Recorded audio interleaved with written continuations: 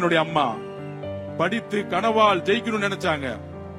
ஆனா என்னுடைய பாட்டி, எங்களுடைய அம்மாவுடைய அம்மா, இல்ல ஒரே காஸ்ட்ல நீ மேரேஜ் பண்ணு, போய் கல்யாணம் பண்ணு அப்படின்னு சொல்லும் போது அவங்களுடைய கனவுகளை தூக்கி எறிந்து கல்யாணம் பண்ணி வச்சாங்க.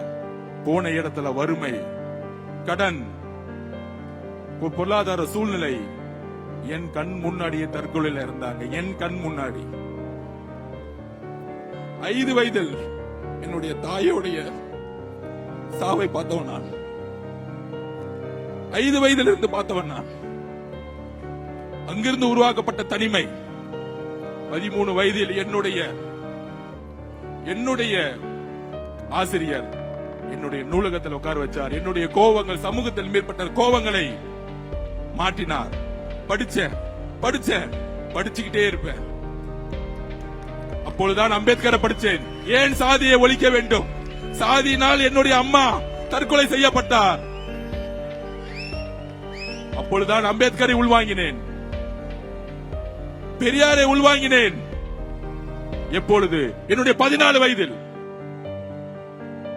15 வயதில் நான் படித்தது இன்ஜினியரிங் அல்ல, ஸ்போர்ட்ஸ் கோட்டால என்னுடைய சொந்த முயற்சியில் மேடம் ஜெயலலிதா அவர்கள் உருவாக்கப்பட்ட சிஎம் சீஃப் மினிஸ்டர் ஸ்காலர்ஷிப்ல தமிழ்நாட்டில் 3 பேர்ல ஒரு ஆளா சென்னையோட ஸ்போர்ட்ஸ் ஹாஸ்டல்ல எனக்கான கல்வியை நானே உருவாக்கியவன். நான் ஏழைதான், ஆனால் வேலை தெரிந்தவன். பொலிட்டிக்கல் சயின்ஸ் 15 வயசுல படிச்சேன். பல்வேறு துறைகளை வேலை செஞ்சேன். எனக்கு வறுமைதான். எனக்கு திருமணம் நடந்தது, காதல் திருமணம். ஏழை பணக்காரர் என்று பார்த்து வருவது கிடையாது. ஆனால் நான் ஏழையாக இருந்ததால் அந்த திருமணமும் இன்றைக்கு வரைக்கும் விமர்சனம் செய்யப்படுகிறது. ஒரு ஏழை பணக்காரன் ஆகக்கூடாது என்கின்ற சமூகம் சொல்லுகிறது.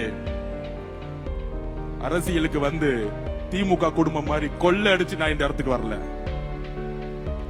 அப்ப கல்யாணம் செய்த பிறகு என்னுடைய பொருளாதாரத்தை நான் உருவாக்க வேண்டும். அப்பொழுது குடும்ப உறுப்பினர்கள் மூலம் ஒரு பேங்க் உருவாக்கின, மைக்ரோ பைனான்ஸ். 7 வருஷம் கடுமையாக உழைத்தேன். 100 ரூபாயிலிருந்து 3000 கோடி கம்பெனியா மாத்தினேன். அதுக்கு என்னுடைய குடும்பம் பொருளாதாரத்தில் ரீதியா எனக்கு சப்போர்ட் தந்துச்சு.